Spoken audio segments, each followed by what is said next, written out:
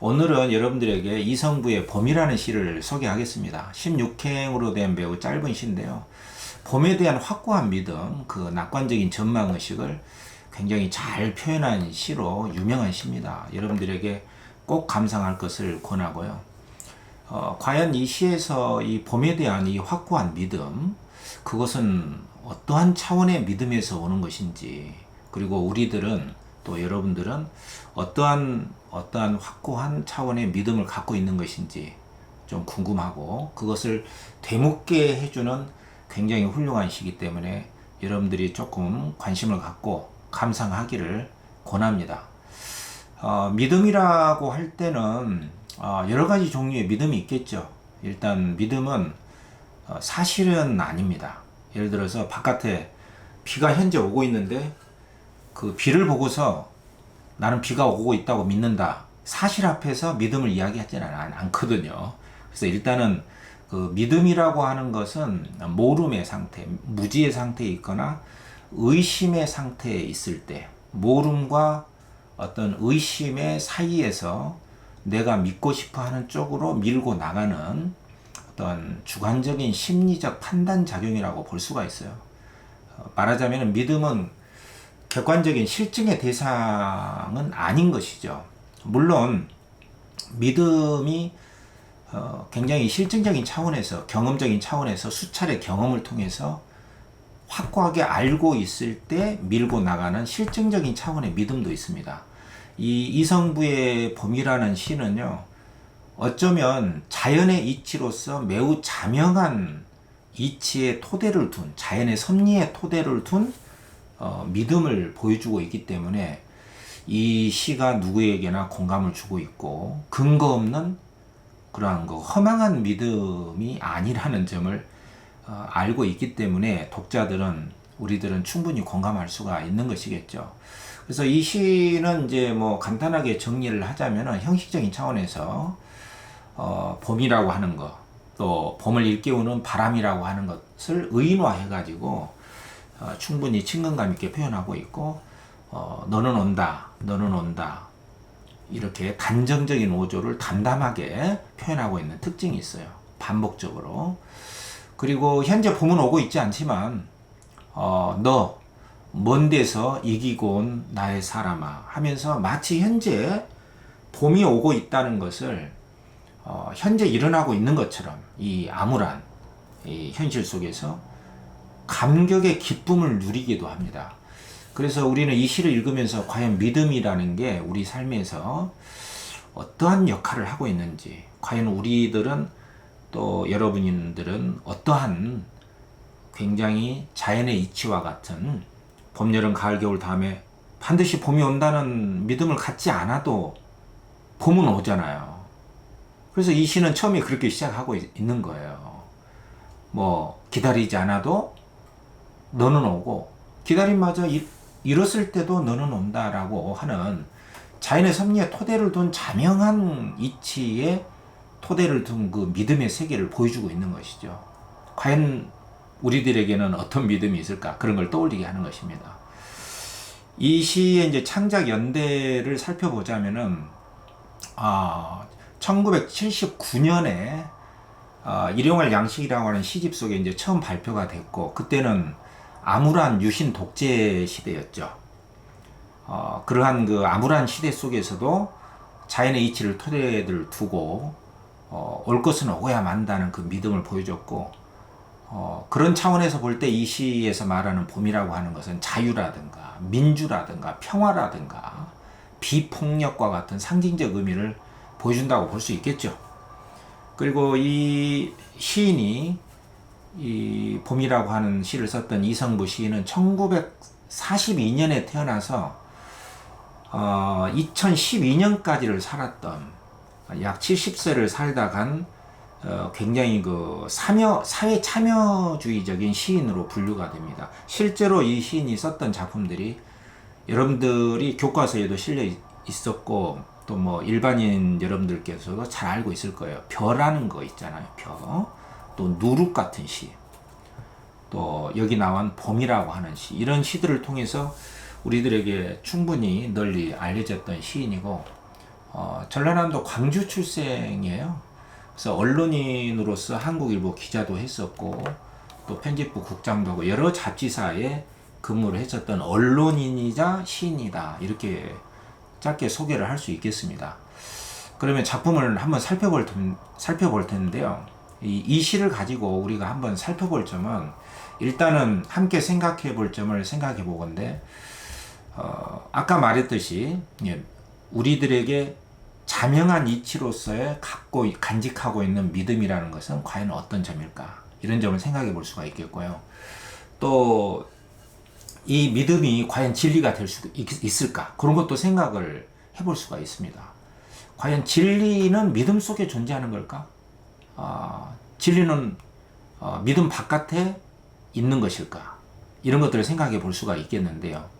사실 진리를 생각하는 것은 우리 자신이기 때문에 우리 주관적인 인식 세계를 떠난 진리는 사실 무의미하다고 볼 수도 있어요. 있는데 우리가 그것을 인식하고 생각하지 않으면 진리를 진리라고 말할 수가 없는 것이죠. 결국 진리는 어떤 사유 과정이나 믿음의 차원에서만 가능하다고 볼 수가 있겠는데, 우리가 흔히 많이 쓰는 말 중에 예수가 한 말이 좀 성경 속에 있죠. 진리가 너희를 자유케 하리라. 이 말이 너무나 유명해서 뭐 대학에서도 모토로 삼고 있고 CIA 미국의 거기에서도 비공식적으로 이 문구를 사용할 정도로 진리에 대한 것 그리고 그 믿음에 대한 것을 드러내고 있는데 요한복음에 거기에 나와 있는 말이죠. 예수가 제자들한테 나의 제자들아 내 말씀 속에서 내 말 속에서 진리를 찾아라. 그러면 너희들은 내 제자가 될 것이고 너희들은 내 말씀 속에서 찾은 그 진리를 통해서 자유케 되리라. 자유로운 삶을 살게 되리라. 이 말을 한 것이죠. 그렇다면은 이 진리라고 하는 것은 어쩌면 종교적인 차원에서 존재한다고 볼 수가 있겠는데 사실은 이것은 종교적인 신앙의 진리라고 할 수가 있겠죠. 그런데 뭐 얼마 전에 로마 그 교황청에서도 인정을 했지 않습니까? 구원은 교회 밖에도 있다.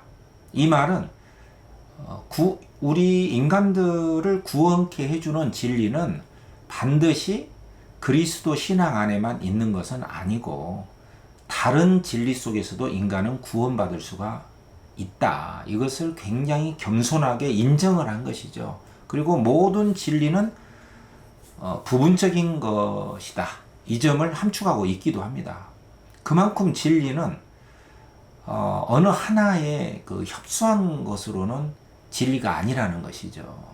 오죽했으면은 그 돌아가신 연세대 국문과 교수였던 마광수라는 선생님이 이 예수의 말을 좀 패러디해가지고 진리가 너희를 자유케 하리라 이렇게 하지 않고 오히려 자유가 너희를 진리케 하리라 이런 패러디까지 했단 말이에요. 그러니까 어떤 그 편협한 진리에 속해 있을 때 오히려 그건 진리가 아닐 수가 있고 우리가 믿었던 진리라고 하는 것을 껍데기를 벗어났을 때 오히려 그 자유로움 속에서 모든 부분적인 그 진리들이 보이기 시작한다는 뜻을 함축하고 있는 말이거든요. 움베르토 에코의 그 장미의 이름이라고 하는 그 장편 소설이 있지 않습니까? 거기에도 제일 그 가짜 그리스도 논쟁 속에 그런 말이 나오거든요. 편협한 그 진리, 또 진리에 대한 과도한 집착, 그것이 오히려 진리를 드러나지 못하게 하고 그런 것들을 편협하고도 너무 진리에 대한 집착이나 깨달음 이런 것에서 조금 벗어날 때 비로소 궁극적인 진리가 드러난다라는 가짜 그리스도 논쟁의 이야기도 나옵니다. 그렇기 때문에 우리가 이 시를 보면서 우리가 가져야 될 믿음이라는 거 그리고 그 믿음이 자기의 진리로 자리 잡게 될 때에는 어떠한 믿음을 가지고 있어야 될 것인가.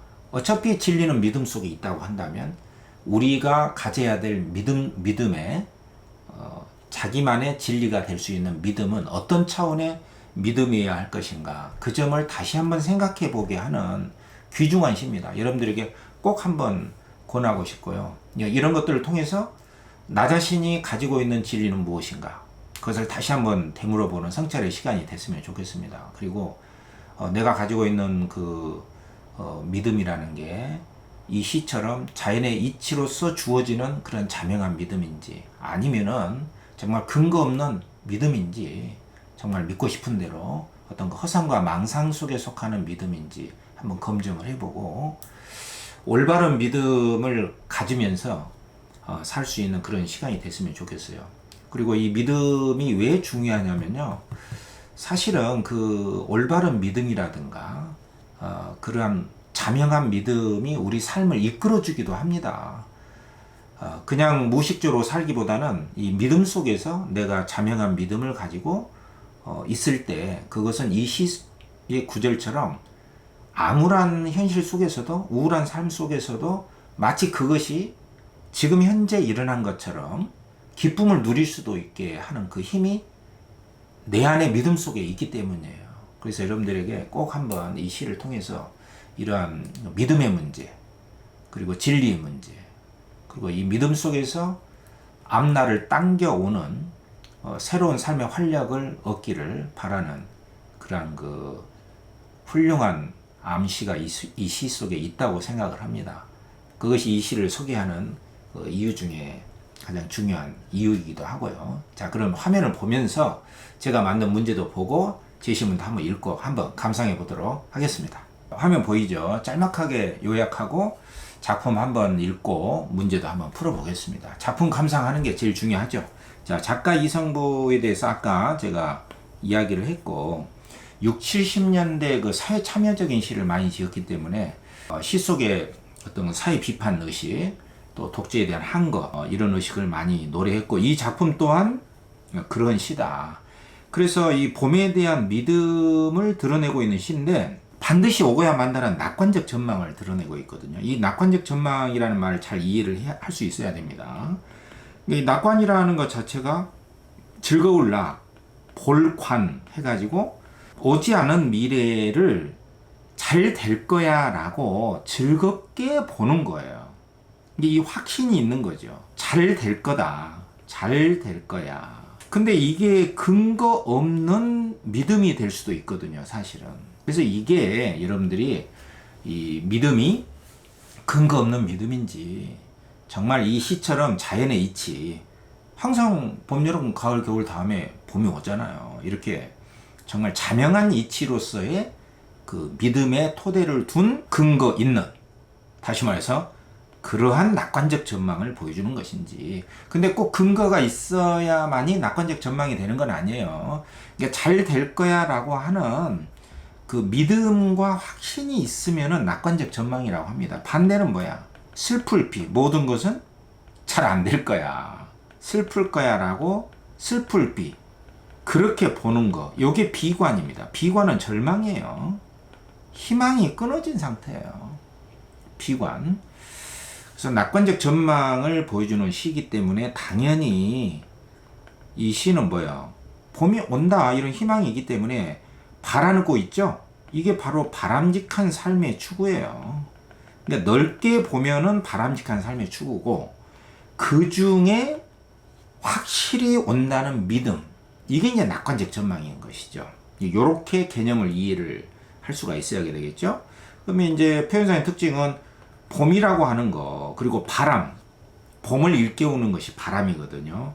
이 봄과 바람을 의노한 거예요. 그러니까 무생물이나 사람 아닌 것에 사람처럼, 특히 인간, 사람이라는 생명체처럼 의지를 부여한 거죠. 인격을 부여한 거죠. 사람 아닌데 사람의 캐릭터, 사람처럼 인격을 부여했다. 대상에 의지를 부여했다. 의지라고 하는 것은 인간만이 가질 수 있는 겁니다. 인간에게 해당하는 말이에요. 의지라는 것은 주체성이라는 말이거든요. 그러니까 주체적 의지를 보인다거나 인격을 부여한다거나 이런 말이 나오면 이건 의인법이다, 이렇게 이야기한단 말이에요. 물론 이제 환류라는 것은 무생물에게 생명력을 부여하는 거, 하늘이 웃고 있다. 그럼 하늘은 무생물이잖아요. 그런 경우에는 환류도 되고 의인도 되는 거예요. 환류는 특히 무생물에 쓰는 거다. 그 의인은 생물인데 인간이 아닌 생물이 에게 인격을 부여할 때 의인법을 쓰는데 우리 수능에서는요 이렇게 환류와 의의를 그렇게 구별하지 않으니까 이렇게 대상에 사람 아닌 대상에 의지를 부여하거나 인격을 부여했다 의인법이다 이렇게 이해를 하면 되겠습니다. 그리고 너는 온다 너는 온다 이렇게 담담하면서도 단정적인 어조 이걸 반복하고 있는 거죠. 너는 온다 너는 온다 이렇게 반복함으로써 이제 확신을 마침내 이런 거 부사어를 통해서 확신을 보여주기도 해. 그리고 너 마침내 먼 데서 이기고 돌아온 사람아 해가지고 마치 가상의 속에서 상상 속에서 미래를 예측하면서 지금 현재 봄이 온 것처럼 현실화해서 기쁨을 누리는 감격스러운 모습도 있다. 자, 이 정도만 이해를 하고 이 믿음이라고 하는 거에 대해서 제가 서두에 여러 가지 종류의 믿음에 대해서 그리고 우리는 얼마나 이 시에 나타난 바와 같은 그런 자명한 이치로서의 믿음을 우리 안에 가지고 있는지 그것은 무엇일까? 그 믿음이 우리 삶을 이끌어주는 원동력이 되기 때문에 그러한 믿음의 세계를 갖고 나가는 것도 좋지 않을까 하는 말도 했습니다. 이 말에 대해서 여러분들이 잘 한번 생각해 보시기 바라겠습니다. 자, 그러면 이제 작품을 한번 보죠. 자, 보면 자, 작품 이렇게 시작하죠. 자, 일행에 기다리지 않아도 오고 기다림마저 이뤘을 때도 너는 온다. 이렇게 시작하고 있단 말이에요. 이 부분이 이제 굉장히 평범하지만은 굉장히 강렬한 담담한 어조 속에서도 굉장히 강렬한 그만큼 담담하면서도 굉장히 조용하면서도 단정적인 어조를 하고 있단 말이에요. 그러니까 뭐 오지 않을까? 이런 식으로 뭐 추측의 어조나 말하자면은 그렇지 않을까? 과연 그럴까? 뭐 이런 식으로 회의적인 어조 요런 게 아니단 말이에요. 그러니까 요런 것들이 굉장히 이 시를 살려주고 있고 결국에 이 시가 겨냥하고 있는 것은 미래에 대한 믿음의 세계입니다. 자, 다시 한번 기다리지 않아도 오고 기다림마저 이뤘을 때도 너는 온다. 이거 걱정하지 말라는 거예요. 너에게 지나친 신념이 없어도 좋다. 지나친 확고하고 굳건하고 견고한 믿음이 없어도 좋다. 괜찮아. 올 것은 온다는 거예요. 이게 진정한 믿음입니다. 이게 진정한 진실된 믿음이라는 게 뭐냐면 이게 진리예요. 이게 진리. 히라버에서 말하는 그 진리라는 말이 있거든요. 그 진리라는 말이 진실한, 순수한이라는 뜻이거든요. 결국 진리는 마음속에 있습니다. 믿음 속에 있어요. 진리는 바깥에 있는 진리는 말이 없잖아요. 그것을 생각하는 우리 마음 속에 결국 믿음 속에 주관적인 믿음 속에 진리가 있는 것이죠. 근데 그 진리를 진리적인 발언, 그 믿음에 대한 그 확고한 발언을 이렇게 시작하고 있는 거예요. 여러분들 이 구절을 외우세요. 그리고 읊조리세요. 그러면 여러분들의 믿음이 없던 믿음도 생겨날 수 있습니다. 기다리지 않아도 오고 기다림마저 이뤘을 때에도 너는 온다. 이 말을 핸드폰에다가 써놓고 또 여친 남친에게도 또 소중한 사람에게도 메시지로 한번 보내주세요. 이성부의 봄의 1, 2행이다. 확고한 담담하면서도 단정적인 믿음의 세계를 보여주고 있다. 이거죠.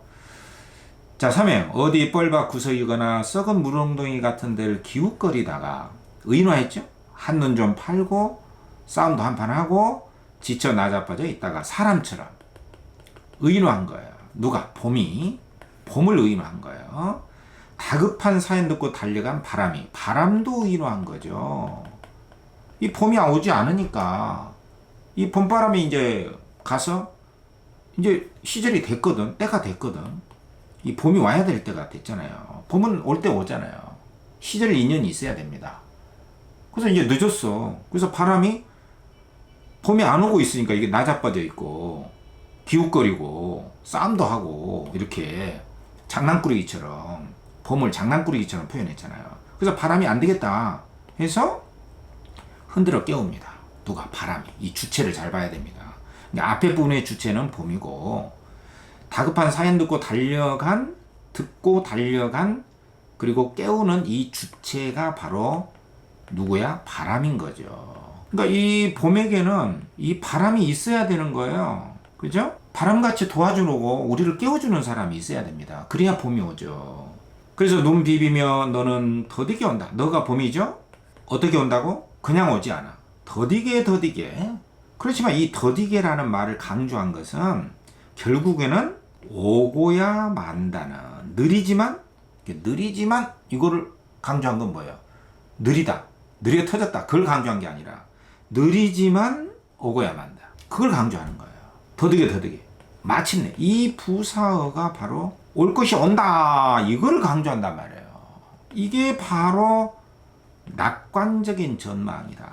이게 바로 확고한 믿음의 세계입니다. 왜? 오지 않은 봄은 없으니까. 근데 그냥 오는 게 아니야. 여름, 가을, 겨울을 거쳐야 봄이 와요. 그래서 그 사이에 거친 고통이라든가 어떤 시련, 역경이 통과되어야만이 오는 거예요. 그래서 우리들에게 이 믿음이 있다면 자명한 이치로서, 자명한 자연의 이치, 자연의 섭리라고 하죠. 이 자연의 섭리에 의해서 생겨난 이 믿음이 있다면 우리는 고통과 시련을 견딜 수가 있겠죠. 믿음이 고통과 시련을 견디게 해주는 거예요. 그래서 뭐 그런 구절도 있잖아요. 너의 믿음이, 왜 믿음이 있어야 되느냐? 너의 믿음이 너를 구원케 했다. 또 너의 믿음 속에서 진리가 싹트고 그 진리가 너를 자유케 하리라 했단 말이에요. 물론 이제 불교에서는 너 자신에 의지해라. 제가 볼 때는 다 똑같은 말입니다. 뭐 불교 그리스도를 뭐 똑같다고 제가 지금 주장하는 것이 중점은 아닌 거 알죠. 이런 문학적인 차원에서는 이 믿음의 세계에서는 같은 차원이라고 보는 것이죠. 여기서 다시 본문으로 돌아가서 너무 이제 다른 데로 빠지면 안 돼. 더디게 온다 했다며. 이게 단정적이고 담담한 어조예요. 확신이 있죠. 담담하지만 확신이 있습니다. 우리가 진짜 무서운 사람은 어떤 사람입니까? 막 악다구니 쓰고 막 그런 사람이 무섭지 않아요. 금방 냄비처럼 식어버리죠. 진짜 무서운 사람은 조용하면서도 확고하고 길게 자기의 마음을 가져갈 수 있는 그런 사람이 진짜 무섭고 그 담담함 속에 견고함과 그 굳셈이 있는 것이죠. 바로 이런 어조란 말이에요. 이게 담담하면서도 담담한 가운데 단정적인 어조가 있다 이 말이야. 담담한 가운데 단정적 어조가 있다. 이 말을 잘 기억하고. 자, 이제 마지막. 너를 보면 눈부셔 일어나 맞이할 수가 없다. 근데 요거는 미래입니다. 미래. 상상이에요. 올 것이 오니까 만약 온다면 나는 너무나 눈부셔. 입을 열어 외치지만 소리는 굳어 있어. 이 소리를 굳어 조심해야 됩니다. 이거는 뭔가 열악하거나 암울한 상황이 아니야. 입이 무슨 뭐 돌아가가지고 수전증처럼 이렇게 신체 장애로 인해서 목소리가 안 나온다거나 뭐 그러한 신체 장애가 아닙니다. 지금 장애인의 노래가 아니에요. 너무 감격해서 소리가 안 나온다는 거예요. 봄이 너무 좋아. 그래서 나는 아무것도 미리 알릴 수가 없어. 왔어도 알릴 수가 없어. 너무 감격스러워서. 가까스로 두 팔을 벌려 껴안아보는 너 봄이죠? 먼 데서 이기고 돌아온 사람아. 자, 이 구절도 여러분들 많이 좀 활용 좀 하세요. 너 먼 데서 이기고 돌아온 사람아. 얼마나 좋습니까? 1, 2행과 여러분들에게 강조하고 싶은 표현. 1, 2행 여기 있죠? 기다리지 않아도 오고 기다림마저 이뤘을 때에도 너는 온다. 얼마나 좋지 않습니까? 그리고 제일 마지막에 너 먼 데서 이기고 돌아온 사람아. 여러분들 핸드폰에다가 막 이상한 막 스티커 같은 거 막 그런 거 하지 말고 이런 것 좀 써놓으세요. 좋지 않습니까?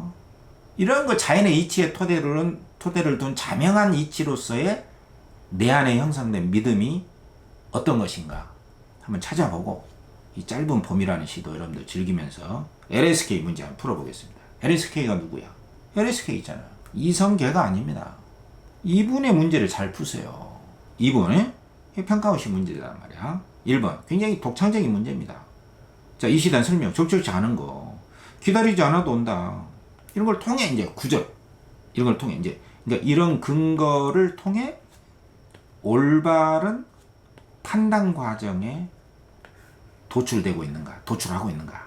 그러니까 A라는 근거를 통해서 올바른 판단을 도출하고 있는가. 기다리지 않아도 온다. 여기 남아 있잖아. 이건 뭐야? 봄, 여름, 가을, 겨울. 자연의 이치죠. 자연의 섭리를 기대하는 낙관적 전망의식. 맞죠? 그러면 너는 온다. 단정적 우주를 반복했죠? 반드시 올 것은 온다는 확신. 당연히 맞는 것이고. 너를 보면 눈부셔. 이게 있죠? 너가 올 미래를 앞당겨 상상입니다.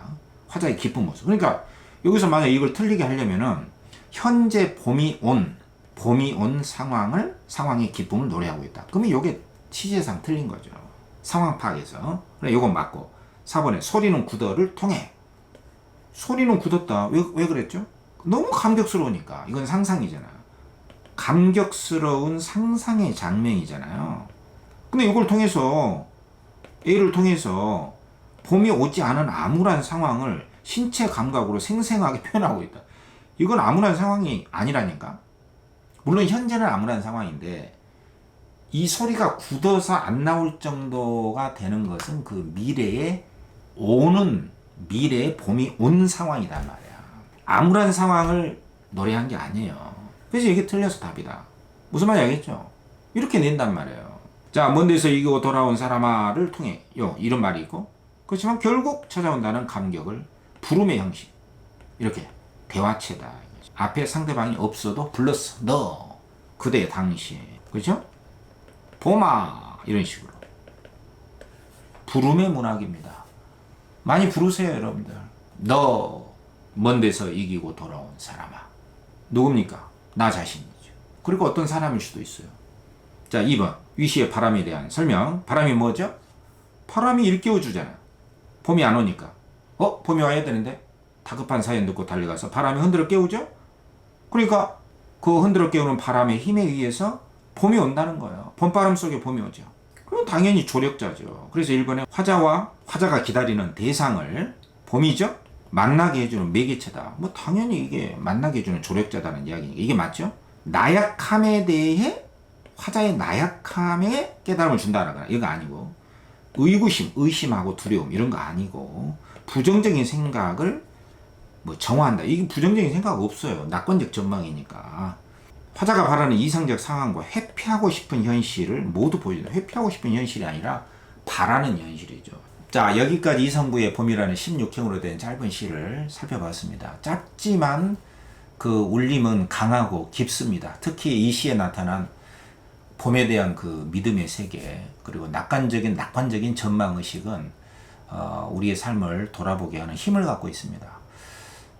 다시 말하지만 믿음이라고 하는 것은 주관적인 인식의 세계에 불과한 것입니다. 그렇지만 우리가 가지고 있는 그 믿음이라는 게 과연 어떠한 허상적인 거, 또 망상적인 것은 아닌가 한번 되돌아보고요. 이 시처럼 자연의 이치에 토대를 둔 봄, 여름, 가을, 겨울 다음에 우리가 잃어버렸거나 잊었어도 봄은 오고야 말잖아요. 그래서 너무 걱정하지 마라. 봄은 오고야 만다. 이렇게 노래하고 있는 이런 표현법을 통해서 우리가 혹시 잊고 있었던 어떠한 믿음이 있지는 않는가.